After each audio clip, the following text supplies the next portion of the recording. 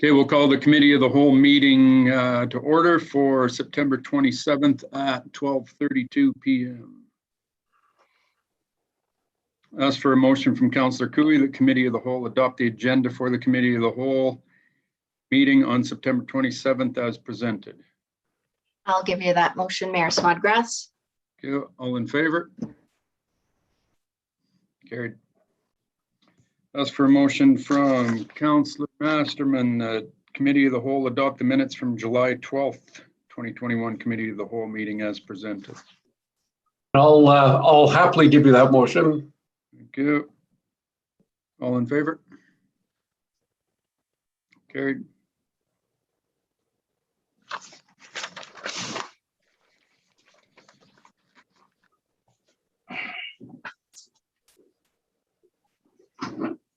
Just a housekeeping piece. I'll ask for a motion from Councillor Moore that the committee of the whole formally acknowledge that the meetings on August 9th and September 13th were canceled in accordance with Council's procedure bylaw.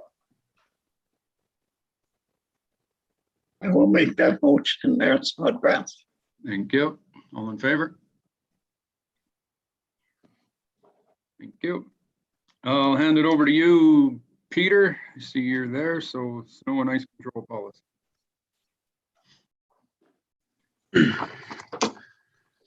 Thank you, Mayor.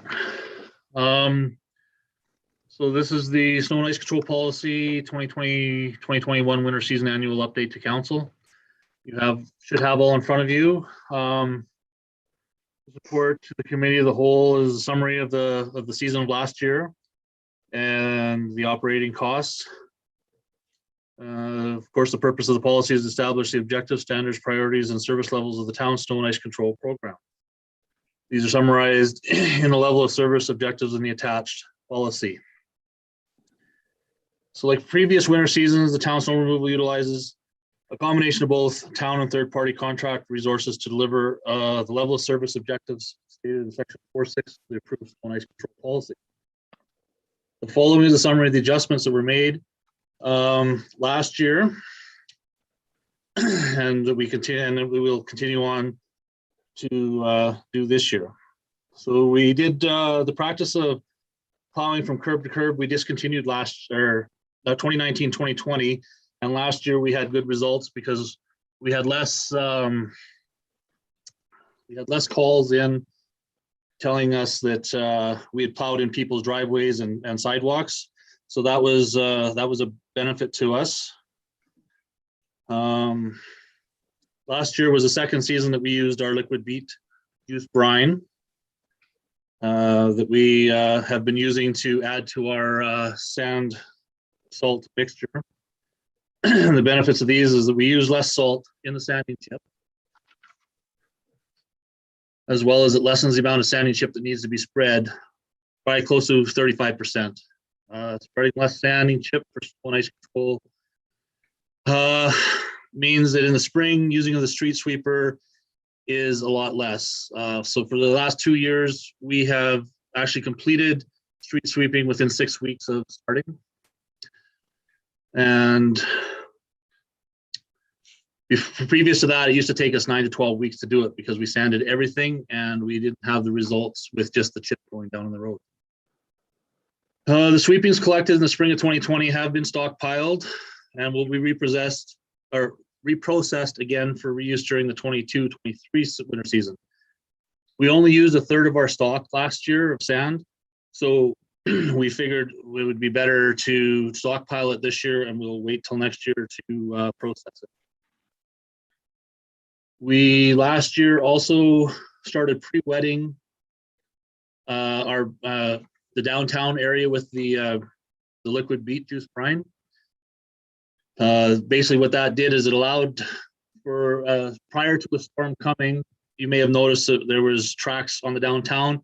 That was us using the brine to go down, and with it down there, it stops the snow from adhering to the road surface, which then allows it to burn off faster once we start plowing the snow off. We seem to have good results with that last year. Granted, we didn't have as many snowstorms as we thought we were going to have. So we are going to try it again this year and see how it works out and go forward with that. Another item we did is we took our priority 1, 2 routes and we prioritized those into priority 1 routes.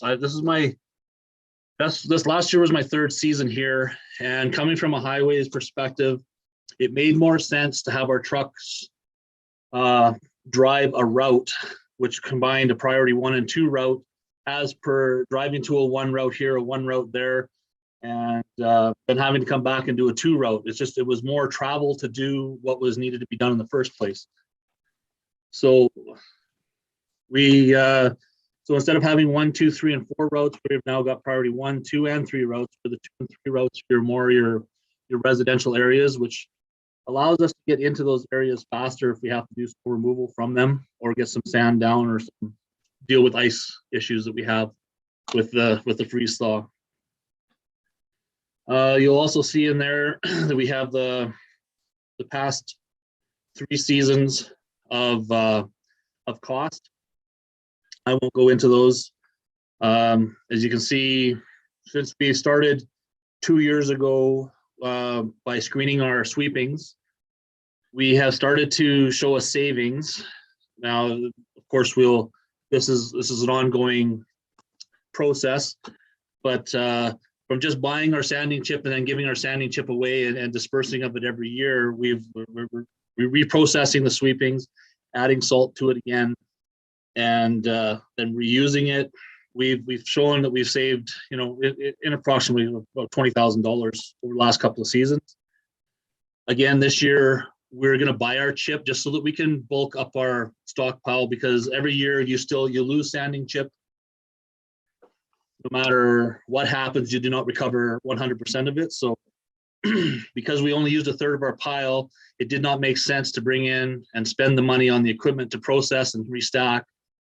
We just thought we would bulk our system, our pile back up again, use that money, which it should save us about $32,000 by not processing, but we have that money then to bring in chip as needed. We'll go through the stockpile that we have right now, and then we'll start bringing chip in as the season goes on. That way we know how much we need as we go. We had 3,000 liters of beet juice left over from last year in storage. So we have this year we've ordered another 25,000 liters to top up our system. So we're ready to go for this winter season.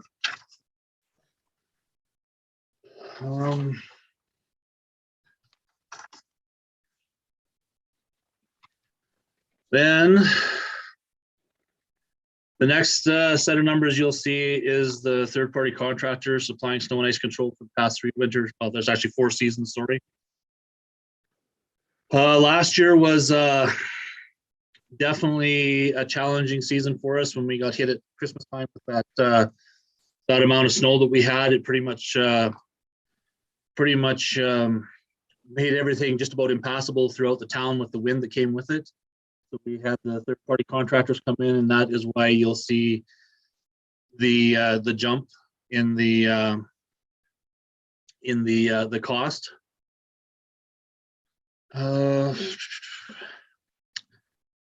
Also, we also, because of the new section of Center Street being built, we had our third-party contractors were also employed for the snow in that newly built section of town, which will go again this year. It will be added in there, so it should be. You'll start seeing as the seasons go on, you'll start seeing it normalize and stay at a fairly decent average level. Year to date, you can see that we spent just over $156,000 in our snow and ice control operating budget, which was set at 196. But again, $100,000 of that was used to remove snow so that we could get people around and get people moving after the Christmas snowstorm. Also this year, you'll note that downtown Center Street and Mundy Park is now going to be added into the third-party contractor. And then as well, the Charles Clark, the library, RCMP Culture Center, and those will be weekend cleared by the third-party contractors.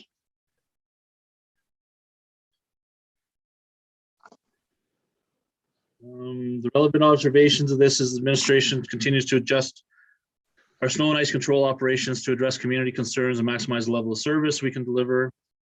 The existing level of service for the downtown center street snow area is maintained. There will be, of course, some need to be some additional adjustments. And again, when the rest of Center Street is done, we'll have to adjust again for that to reflect the actual cost. And again, as the years go on, we'll see it, I would say, level out, and you'll be able to start seeing a yearly one. Again, also depends on how much snow we get as well. I'm not sure if I'm supposed to go into the strategic questions or not, Riley. Oh, that's it, Pete. I think you've covered it well. Thank you. Okay. Thanks, Peter. Any questions from council? Councillor McMillan. Thank you, Mayor Snodgrass, and thank you very much for your report, Peter. I'm just wondering, in the past, we've had some complaints about the happy trails on the weekend. How were the complaints this year? Were they decreased or increased or about the same? I'd say their complaints were probably about the same. We've kept the same level of service since I've been here, the same, right? Where we go out Monday morning and we tackle it, and we try to do as late into Friday as we can, right? So I'd say, again, though, last year was a different year where we didn't have much snow, and then all of a sudden we got dumped on with snow, and then winter finally showed up the last couple of months, right? So, right. All in all, it was, I would say, we probably had about the same amount of complaints. Okay, thanks. And from my perspective, I think you and your team do a great job. Thank you. No further questions. Fantastic, Peter. Thank you, sir. Thank you. Continue on. Over to you, Chris, with the funds from the filming. Thanks, Mayor Snodgrass. We brought this up as a verbal discussion with all of council here in the committee of the whole format, so that there's a free-flowing conversation about where to distribute this 100K that we were about to receive from the film company for the use of the Beechwood lands. Now, we kind of went through internally a list of projects, and I'm going to be honest, there's a list of town projects that's exhaustive that we could have used this, from all sorts of playgrounds to improvements at the Bob Snodgrass to improvements at the tennis courts. There's a wealth of projects that the money could be used for. Now, those are operational projects. Those are our responsibility to maintain and operate. And when we kind of thought about it internally here, that this was funds that are better used for a community-based project and go from there. Now, our policy, when it talks about filming, says 50% of the money goes towards public art and 50% of the money goes towards CVAC and funding the CVAC. But with this special circumstance, we felt that it was better to have a free-flowing conversation with council about allocating this money to a community-based project that would be long-lasting for the community and would reap those benefits. So that's kind of the summary where we are right now. We didn't want to put a report to it because I think it's more of a conversation that we have at this juncture before the term of this council ends, and see what other ideas and concepts that are out there that we need to flesh out before the new council is sworn in. So that's all I have for mayor and council. Questions or comments? Councillor Kinghorn. Kinghorn, Masterman, Cooey. Thank you, Mayor Snodgrass. First, my apology for being a few minutes tardy today. I'm running a little behind. So when this money came to us, my understanding was they wanted it to be for sort of so-called legacy projects. Is that correct, Chris? And my interpretation of that would be some sort of permanent structure, like, I'm not going to say that it is the pump track, but like the pump track. That's correct, Councillor Kinghorn. Even though it's not in our agreement, we did talk that they didn't want to see it go into operational kind of projects. That they wanted to see some kind of longer lasting kind of project on the ground. And so certainly the group did talk about the pump track. But there was never anything kind of confirmed on what they wanted to give it to. They just wanted to leave it up to council to allocate that fund. Thank you. Councillor Masterman. Yeah, thanks, Mayor Snodgrass. And yeah, I'm fully in favor of the pump track. It's a project that we all support. Council has decided to support it. We've pushed for it. We've supported the fundraising. We've done things like forgiven various development permit fees and whatnot. And we want this to happen. And I believe in the last presentation that we got from the developers of the project, they asked if there's any way at all that High River Council or the town of High River could help this happen. And at that time, short of going into a budget type thing for next year, there really wasn't. And then this came along, and they I kind of liked what the producers or the management of the film company had said about this being some kind of that the money rather than be lost in general revenue, that it actually be used for a community project. And yes, I didn't support the filming, but it was a decision that was made. I support it now. I've heard more since then about how things are being monitored and whatnot. My comfort level's a little bit better, and we've got this money coming in, and I do think the pump track would be a great use. I think it would really make this dream a reality. So that's my 2 cents. Councillor Cooey.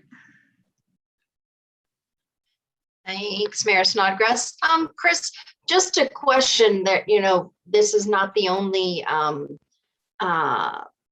film being done in High River this season. And I assume that there'll be some funds coming in that will help support the 50-50 split with CVAC and public art, or am I wrong in that thinking? No, that's absolutely correct, Councillor Cooey. We still collect $1,000 a day for filming within town here outside this $100,000 donation. So when they're not in Beechwood, the other films are using our road right-of-ways and CPR lands, and we charge them $1,000 a day for filming and the use of that. And so that money still goes into that policy where 50% goes into public art and 50% goes to CVAC. Okay, thanks, Chris. Yeah, because I do kind of see this as a bit of an anomaly. We don't typically see this kind of an agreement. And so I think looking at something one-off is absolutely reasonable to do with these funds. I just wanted to ensure in particular that those other two, we're going to see some top-ups as well from the film industry. So thank you.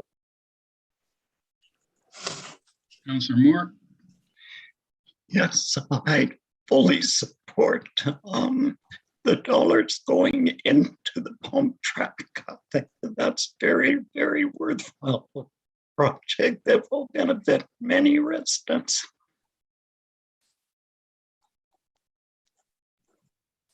Councillor McMillan.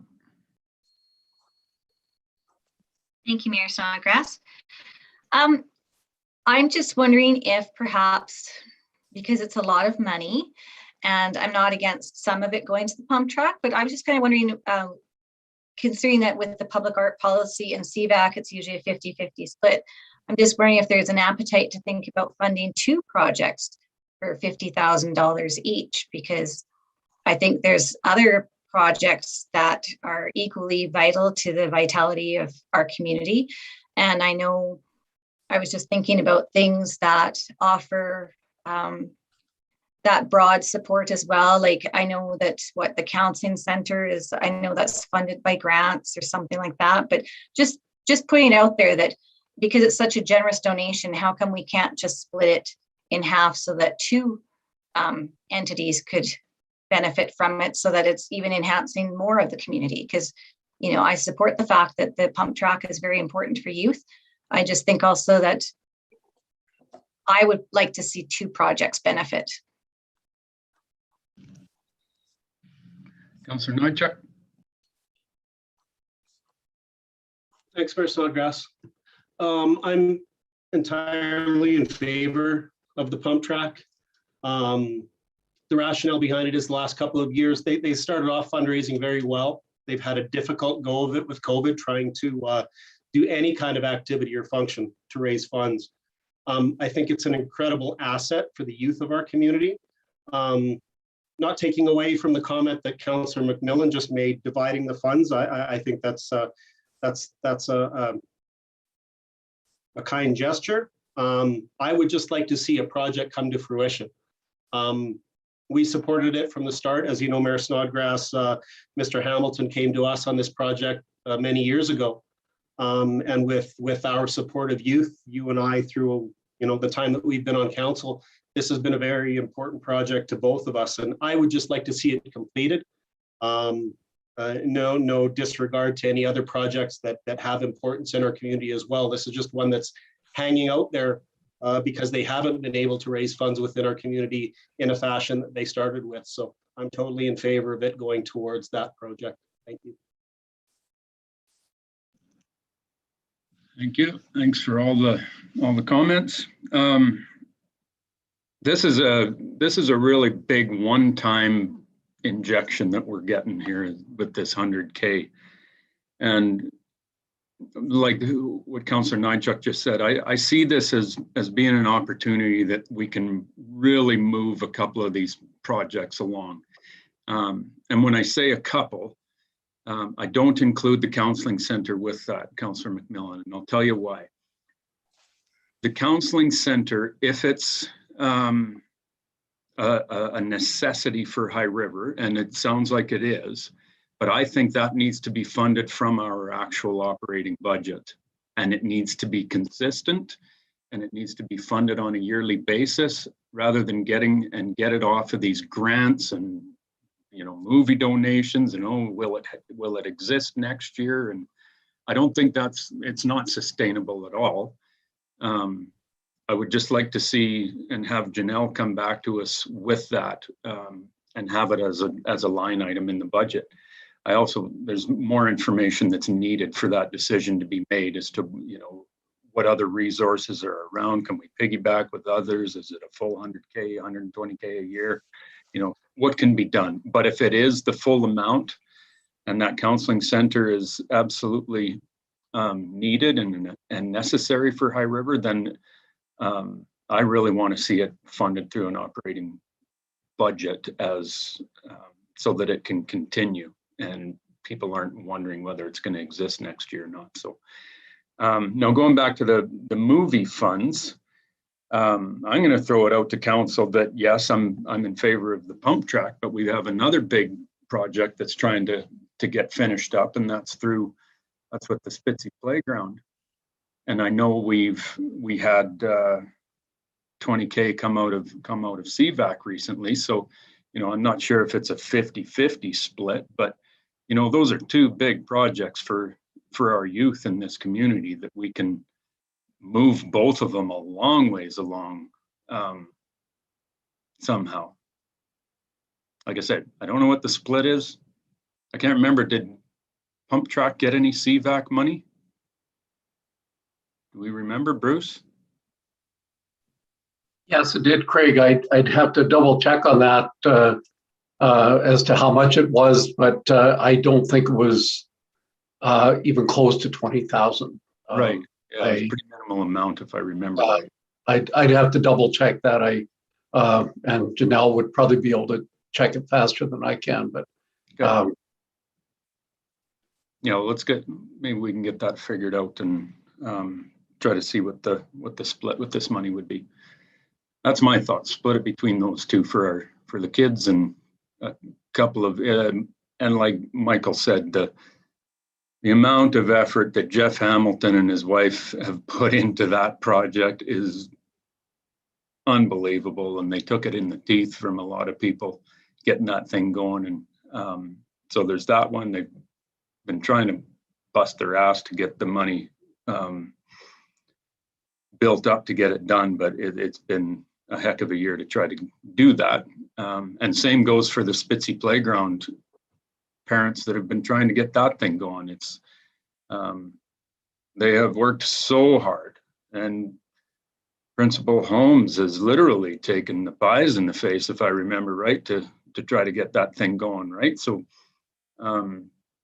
yeah, everybody's working really hard, and we've got an opportunity on this one to kind of give back and help those groups out and show them how much we appreciate exactly what they do in this town. It's a big deal. Councillor Kinghorn, McMillan, Cooey. Thank you, Mayor Snodgrass. And one thing I have to say about the split is that we're doing something on the north side of town as well as something on the south side of town. So both areas are benefiting from the projects. And if I remember right, and I might be a little off on my numbers, but I didn't think Spitzy had that far to go to complete the fundraising. If I remember, I thought it was 20,000. Is it still a pretty big gap? Okay, maybe then we'll have to look at a 50-50, but I'd like to see how close they are and how close the pump track is and try to get them over that finish line. Thanks. But the playground, Kathy, right, is they're just kind of doing phase one right now, from what I understand, right? And if we can kind of help finish that one off. They're close to phase one. Yes, they are close to phase one, Jamie. It's just the other phases. Absolutely. Yeah, so maybe if we can get them finished off on phase one, and then the remainder goes over to the pump track to get that one along the way. That might get them both done. Councillor McMillan, sorry, jumped around. That's okay, Mayor Snodgrass. I just want to say thank you very much. I appreciate, because I just kind of threw the counseling thing as kind of a suggestion just in the air, but I really support the Spitzy Playground being split with the pump track, because I just, like what was mentioned, it's affecting two parts of town. And I do appreciate your comment about putting the counseling center as an operational expense, a regular budget line item, because that should be a consistent without them always wondering if they've got funding. So thank you very much for your input. Beauty. Back to you, Kathy.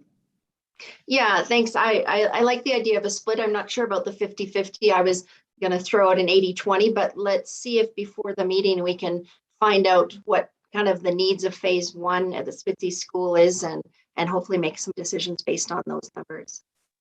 Yeah, Chris just texted me and said it was 7,500 that CVAC gave to the pump track. So, you know, if the 80-20 split gets the playground phase one done, and whatever that split is, I say we do get the phase one of the playground done and the rest goes to the pump track. We'll have it sorted out for this afternoon. Random Q&A. As long as you don't bring up the rep program.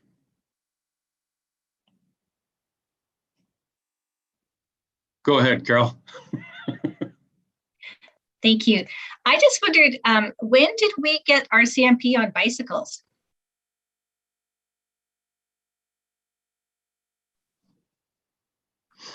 Was it a black Giant with rock shocks in the front, hardtail? Because somebody stole mine a couple of weeks ago. So I just saw them on the Happy Trails yesterday when I was walking. I was just quite startled. At first, I thought they were Calgary police until I saw the colors. So I didn't know we had incorporated RCMP on bikes. no idea. Councillor Cooey?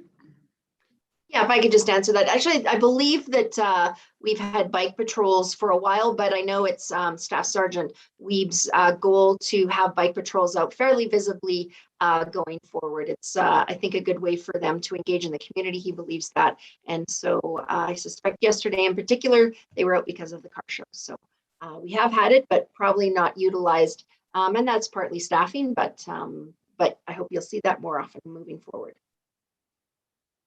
Yeah, because I saw them around the lake And they were very courteous. I mean, they rang their bell and everything, so. They were pedal bikes. They weren't e-bikes, right? We got to keep these guys in shape. So. Yeah, they were pedaling. I double checked on that one. Yeah, good eye. Michael. Thanks. Transitioning back to the e-bike thing. I know I sent an email out to everybody. I had a resident that asked me about e-bikes being allowed on Happy Trail. So this is more of a question to administration. I didn't see anything in a bylaw that said e-bikes aren't allowed on Happy Trails, but maybe I didn't read correctly or missed something. Or can anybody on the administrative side give me that answer?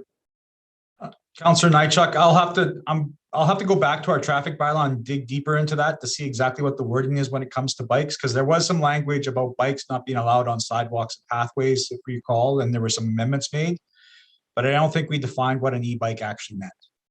And so I think we defined what a bike meant, anything that's pedaled, but I think an e-bike is a different definition. And e-bikes, however positive they are for some people to get out on bikes, that aren't physically able to use a typical bike, they do cause some problems across different jurisdictions right now, including backcountry trails, because it increases access. So it's certainly something that we probably need to explore a little bit further in detail, and I'll have to dig through the traffic bylaw, but I don't think we defined what an e-bike actually was. Thanks, Chris. Yeah, they're just becoming more prevalent. We should jump on it and sort through it, and so members of our community know what they can do and what they can't do. Yeah. Thank you. So you bet. Yeah, the e-bikes and the e-scooters have absolutely exploded this summer. It's just incredible how many of them there are now. And we've even got some guy that's in kind of a lazy boy on an old lawnmower or something, but that guy's doing like 80K down Happy Trails, and it's crazy. I thought the e-bikes were a problem with how fast some of them go, but my Lord, this lazy boy goes by, it turns your hair inside out. So if you can look into the bylaw for lazy boy couches on our trail systems, Chris, that'd be great. Thank you, Mayor Snodgrass. I'll have an answer for council for the regular meeting today. I'll update you. And let's not talk about couches. It's a very sensitive topic within administration, having couches. It's a soft conversation. Okay. Any more questions, comments? Meeting adjourned, 1:04 p.m. See you in 25 minutes.